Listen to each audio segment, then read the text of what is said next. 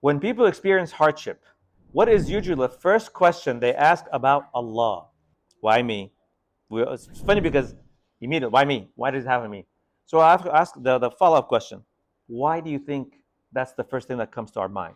Are we questioning Allah's judgment, Allah's decision? Is that why I'm asking why me?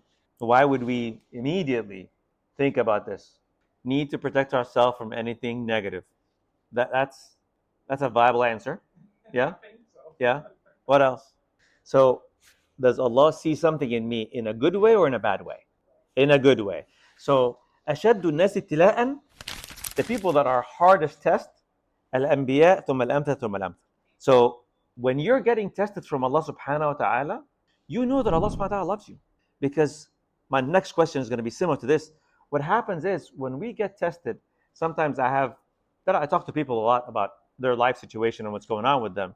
And when they keep saying, like, I'm getting so many tests, and I'm getting so many tests, and I say, well, Allah has faith in you. That's why He's testing you, because He's going to elevate you. What did we do to get this pain? That's a question we all ask. And subhanAllah, it's a tough one too, because we immediately think that this is something we did and we're being punished for it. SubhanAllah, there are sometimes the things that we do that cause harm. If I'm driving reckless, or if I'm making bad decisions continuously, and something bad happens, if I didn't study for my test and I failed, whose problem is that? Mine. But in these situations, we sometimes protect ourselves. It's not me. Somebody else is responsible. The teacher put a curved question in there, so that's why I messed up. It's not my problem. So we ask ourselves that question. What else? Our faith does this. Like the Prophet sallallahu alaihi wasallam, Allah subhanahu wa ta'ala cleared the people that the Prophet sallallahu alaihi wasallam loved the most around him. So He clears them to Allah subhanahu wa ta'ala. So when Allah subhanahu wa ta'ala takes a loved one from you, He wants you to get closer to Allah subhanahu wa ta'ala. So which leads me to the next question. Do you think hardship brings people closer to Allah or pushes them away? And what's the difference? So do you think when somebody gets tested, you think they get close to Allah subhanahu wa ta'ala, or do they get pushed away? What's the difference? Depends on the person. So what is it about the person that could take this as something that elevates you or something that puts you down? Iman, perspective. Yes. It's which is the fitrah and the iman of Allah subhanahu wa ta'ala that's in our heart. When you know that amrul mu'min kullu khair, everything for us is good, then we understand that whatever test Allah put me in is good. Now, I'll flip this scenario, which is, it's hard to understand. But if something bad happens to somebody, you can say, why me from now until forever? Is it going to change? It's done. The action actually happened. The test happened. So the hard part for us is that we have a heart to protect ourselves. I'm not going to accept it. And we tailspin into something that I'm not going to accept it. But at the end of the day, you're not going to do anything about it. Nothing. You're not going to, if somebody passed away, you're not going to bring them back. If you lose your job, you're not going to go back to get the job, even if you tried. SubhanAllah, all these tests that happen, you ran into somebody who had an accident. Is it time travel? You're going to rewind now? And no. What happens. It's how we carry ourselves after. I've seen it, SubhanAllah. You would have somebody that, I've seen it with my own eyes, somebody that will lose a child, and they say, why me? And they leave the Islam, leave the deen. Why? Because Allah, I'm punishing Allah for doing this to me. How are you punishing Allah? What are you doing? You think that us worshiping Allah is for Him? No. At the same time, you have the reverse, which is the difference, where somebody gets tested and they realize, you know what? I need to get close to Allah subhanahu wa ta'ala. This needed to happen to me at this time so I can get closer to Allah subhanahu wa ta'ala. It goes back to the perspective. How do I, and which is what I was talking in the beginning. This world compared to infinity. The test that's here compared to infinity. The money that I'm making here compared to what I'm going to get in the akhirah.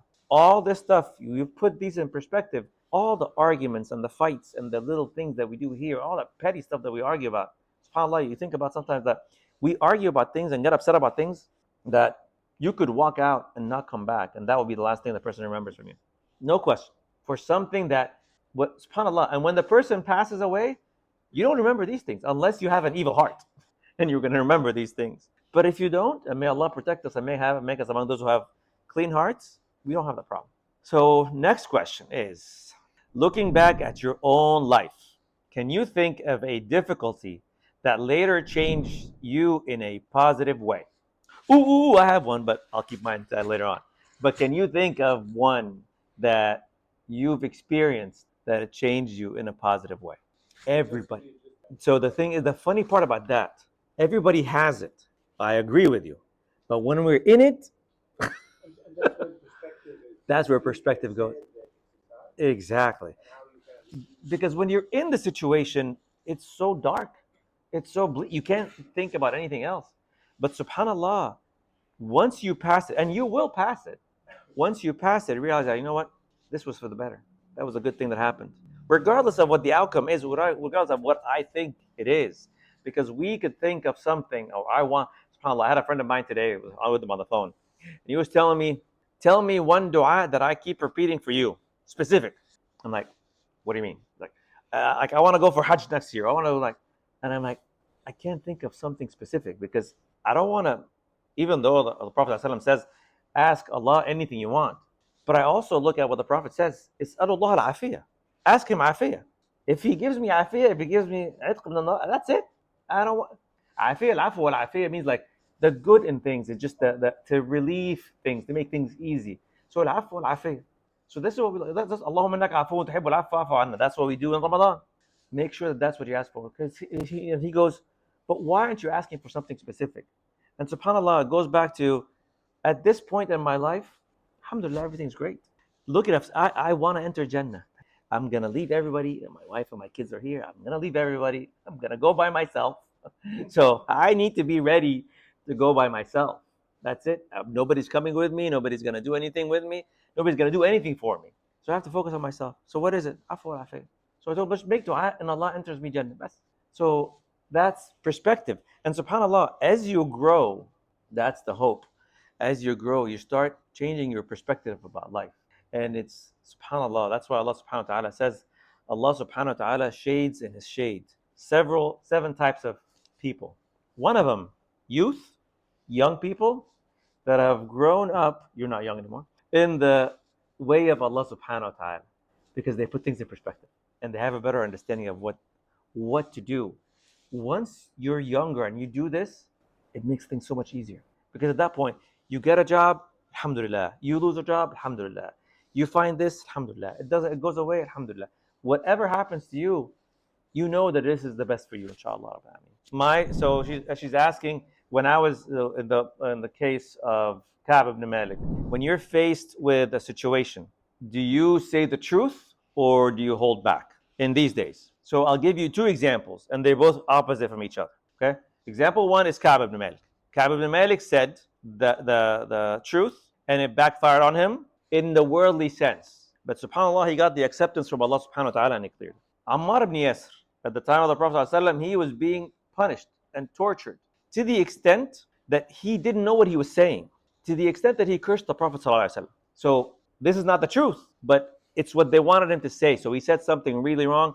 You could look at it that it's not what he feels inside.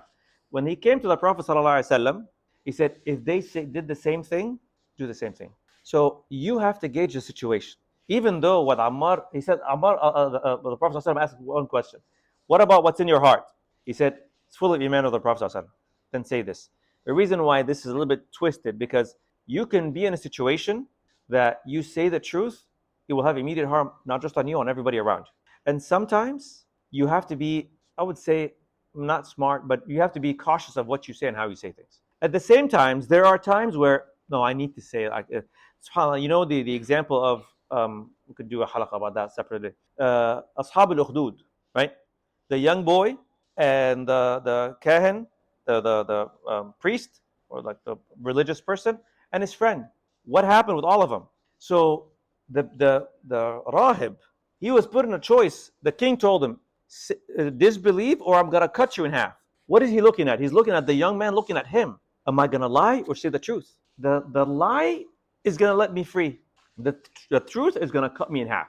What did he do? He said the truth, and he was killed at the moment. What happened to his friend? Same thing. Do I lie? This guy, his friend, just got his eyesight. He was blind. He got his eyesight when the kid made dua to Allah subhanahu wa ta'ala. And he said, lie or not? He said, not gonna lie. I'm gonna say the truth. I believe in God. So they both immediately got. So each situation is its own thing. The way I see it, me, if you're asking me personally, I have kids and I have youth that I hope one day they look up to me. If I'm in a position where I lie to save myself or say the truth and I might be harmed, I'll say the truth. Alaikum for anybody, you're going to sit by yourself. But I say the truth. And this have gotten me into trouble already. So I would say the truth. May Allah subhanahu wa ta'ala protect us all, inshallah.